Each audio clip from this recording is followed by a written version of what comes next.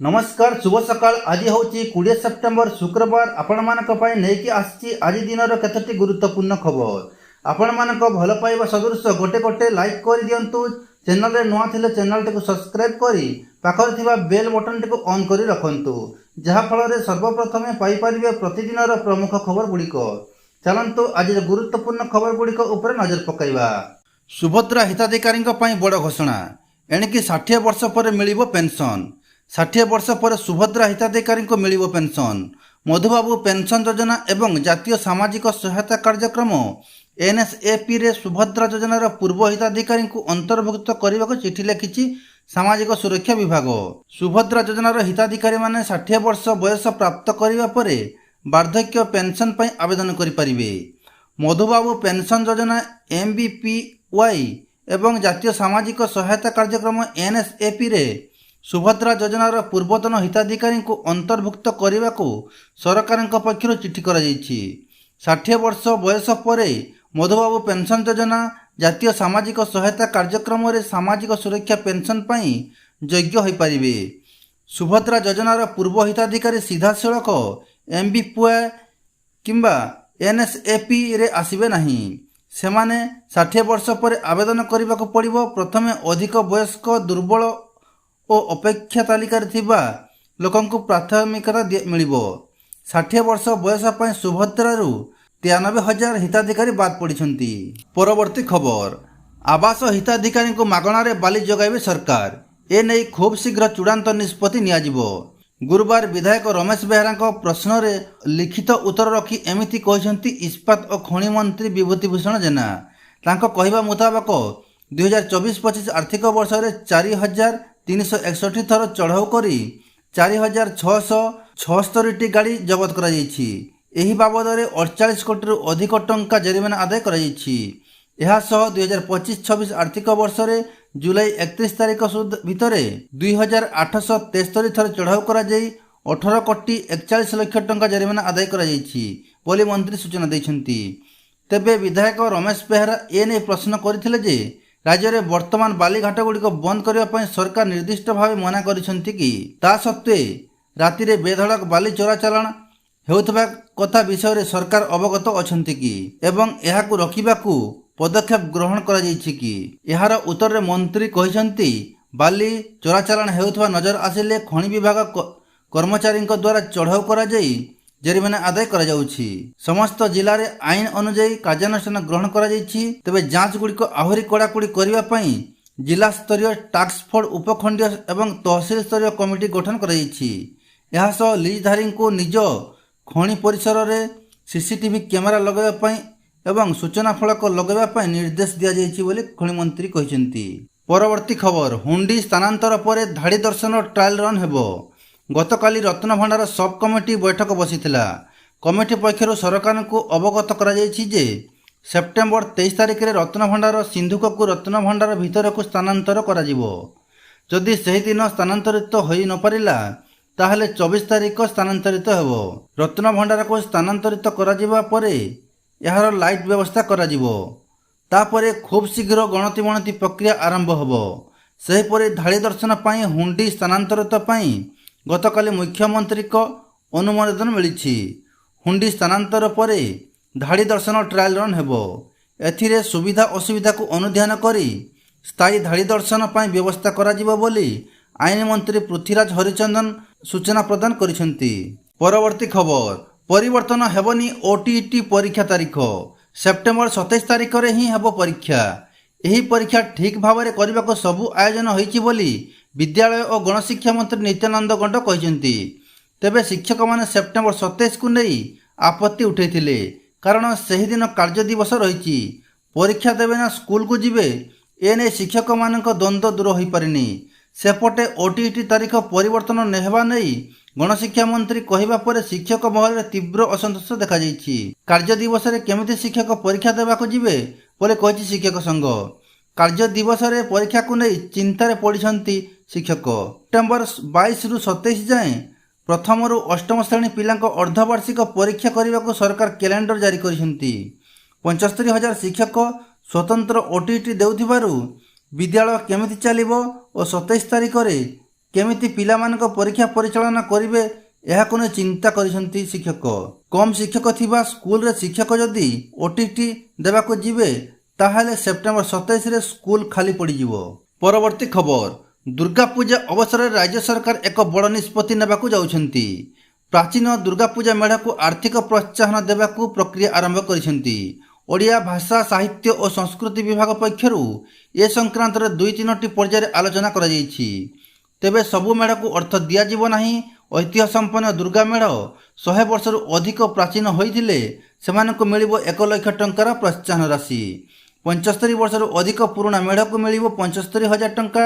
50 ବର୍ଷରୁ ଅଧିକ ପୁରୁଣା ମେଢ଼କୁ ମିଳିବ 50,000 ଟଙ୍କା। ଏହି 3 ବର୍ଗରେ ତାଲିକା ପ୍ରସ୍ତୁତି କରିବାକୁ ଆଜି ଜିଲ୍ଲାପାଳଙ୍କୁ ଓଡ଼ିଆ ଭାଷା ସାହିତ୍ୟ ଓ ସଂସ୍କୃତି ବିଭାଗର ଶାସନ ସଚିବ ଚିଠି ଲେଖିଛନ୍ତି।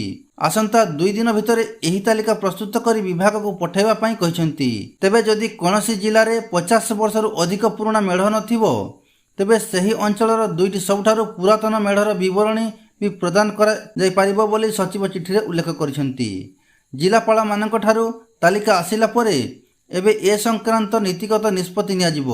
ଆର୍ଥିକ ପ୍ରୋତ୍ସାହନ ସମ୍ପର୍କରେ ବିଧିବିଧ ଘୋଷଣା କରାଯିବା ସହ ଏହାର ଗାଇଡଲାଇନ୍ ମଧ୍ୟ ଜାରି କରାଯିବ।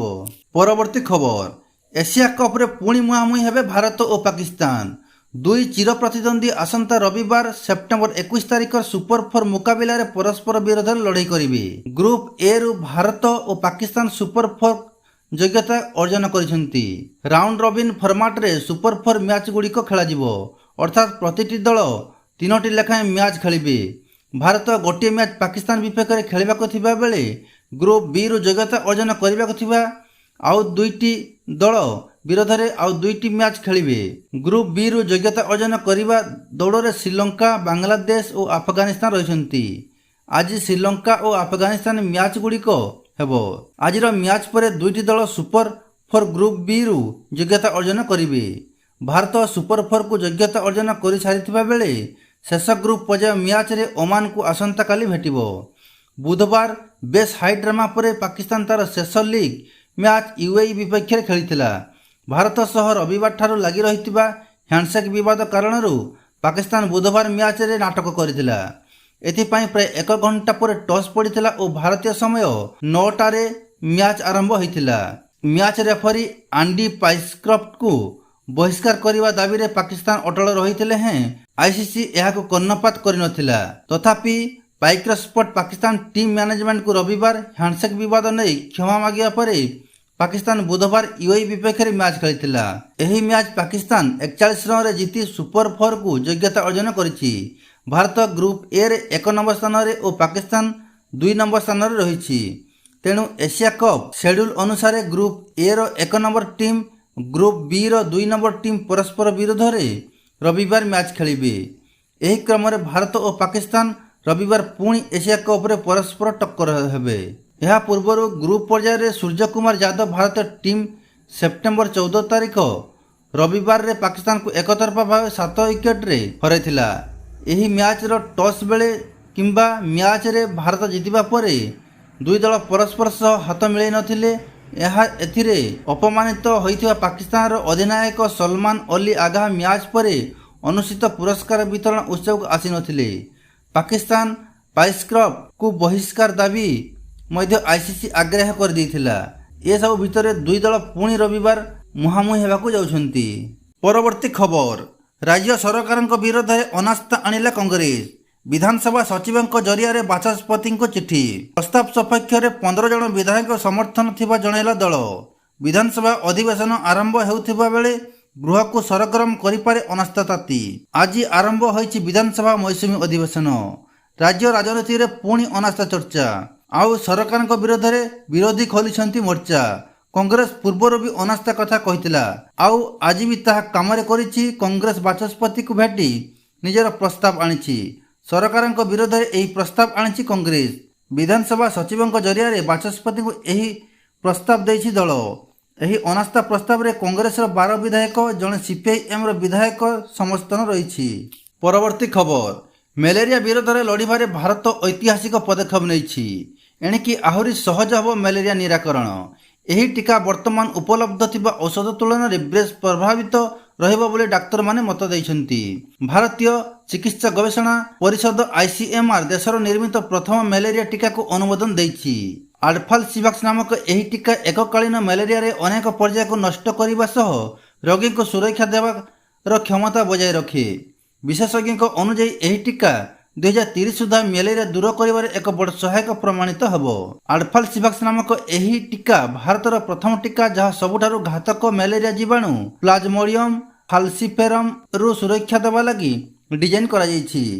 ଏହି ଟିକାକୁ ଭୁବନେଶ୍ୱରର ICMR ଆଞ୍ଚଳିକ ଚିକିତ୍ସା ଗବେଷଣା କେନ୍ଦ୍ର RMRCରେ ବିକଶିତ ହୋଇଛି। ମ୍ୟାଲେରିଆ ଜୀବାଣୁକୁ ଶରୀର ଭିତରକୁ ଯିବାକୁ ପ୍ରତିରୋଧ କରେ। ଏହା କେବଳ ବ୍ୟକ୍ତିକୁ ମ୍ୟାଲେରିଆରୁ ରକ୍ଷା କରେ ନାହିଁ, ବରଂ ଏହି ଟିକା ଏହି ରୋଗକୁ ଅନ୍ୟମାନଙ୍କୁ ବ୍ୟାପିବାକୁ ମଧ୍ୟ ରୋକେ। ଆଡଫାଲସିଭାକ୍ସ ବିଷୟରେ ଆଉ ଏକ ବିଶେଷ କଥା ହେଉଛି ଏହାର ମୂଲ୍ୟ ବହୁତ କମ୍, ତେଣୁ ଏହାକୁ ବହୁତ ପରିମାଣରେ ତିଆରି କରାଯାଇପାରିବ ଏବଂ ଏହା ରୁମ୍ ଟେମ୍ପରେଚର 9 ମାସରେ ଅଧିକ ସମୟ ସଂରକ୍ଷିତ କରି ରଖାଯାଇପାରିବ। ତେଣୁ ଏହି ଟିକା ଗ୍ରାମାଞ୍ଚଳ ଏବଂ ଦୁର୍ଗମ ଅଞ୍ଚଳରେ ସହଜରେ ଉପଲବ୍ଧ ହୋଇପାରିବ। ପରବର୍ତ୍ତୀ ଖବର, ନବୀନ ନିବାସରେ ବୈଠକ ଶେଷ। ବୈଠକ ପରେ ବରିଷ୍ଠ ନେତା ପ୍ରସନ୍ନ ଆଚାର୍ଯ୍ୟଙ୍କ ପ୍ରତିକ୍ରିୟା। ବିଧିବଦ୍ଧ ବୈଠକ ନଥିଲା, ଅନାସ୍ଥା ପ୍ରସଙ୍ଗରେ କୌଣସି ଆଲୋଚନା ହୋଇନି। ଆମେ ଗଣମାଧ୍ୟମରୁ ଜାଣିଲୁ କଂଗ୍ରେସ ଅନାସ୍ଥା ପ୍ରସ୍ତାବ ଆଣିଛି। ଏହି ପ୍ରସ୍ତାବକୁ ବାଚସ୍ପତି କେବେ ଗ୍ରହଣ କରିବେ ଜଣାନାହିଁ। ଆଗୁଆ ନିଷ୍ପତ୍ତି ନେବା ଠିକ୍ ନୁହେଁ। ଅନାସ୍ଥା ସମ୍ପର୍କରେ ଦଳ ଠିକ୍ ସମୟରେ ନିଷ୍ପତ୍ତି ନେବ। ପ୍ରଥମେ ବାଚସ୍ପତି ଗ୍ରହଣ କରନ୍ତୁ, ନଈ ନ ଦେଖୁଣୁ ଲଙ୍ଗଳ ହେବା ଉଚିତ ନୁହେଁ। ବିଜୁ ଜନତା ଦଳ ଏକ ବୃହତ୍ତର ବିରୋଧୀ ଦଳ ଓ ସ୍ୱାଧୀନ ଦଳ। ଦଳ ନିଜେ ତାର ନିଷ୍ପତ୍ତି ନେବ।